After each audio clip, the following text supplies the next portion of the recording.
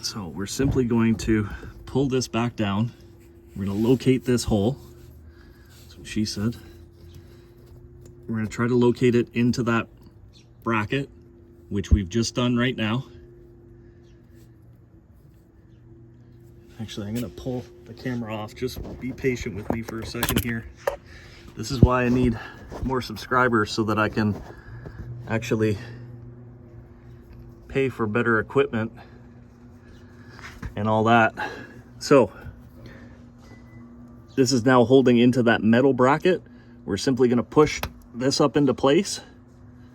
See how it's seated now? And we're going to give this a little tug. That's going absolutely nowhere. So we are going to leave that for now until we get the chance to buy the actual replacement and go from there. Now again, I don't think I should have to do this, but here we are.